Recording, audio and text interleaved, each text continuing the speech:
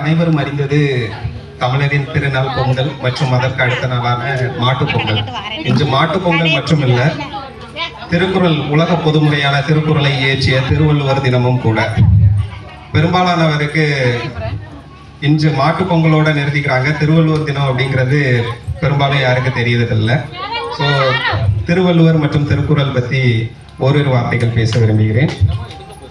இன்று நாம் கொண்டாடும் இந்த திருவள்ளுவர் தினம் தமிழ் மொழியின் பெருமையை உலகுக்கு உணர்த்திய மகா ஞானி திருவள்ளுவரை நினைவு கூறும் நன்னாள் ஆகும். திருவள்ளுவர் இயற்றிய திருக்குறள் ஒரு மத நூலும் அல்ல, ஒரு இனத்துக்கான நூலும் அல்ல, அது மனித குலத்துக்கான வாழ்வியல் நூல். 1330 குறள்களால் மனிதன் எப்படி வாழ வேண்டும் என்பதை 3 பிரிவுகளில் தெளிவாக எடுத்துரைத்த ஒரு நூல். அறம், பொருள், இன்பம் என்று 3 பிரிவுகளில் தெளிவான கருத்துக்களை எடுத்துரைத்திருக்கிறது. அறம் என்றால் நல்லொழுக்கம், பொருள் என்றால் நேர்மையான வாழ்க்கை, இன்பம் என்றால் தூய அன்பு.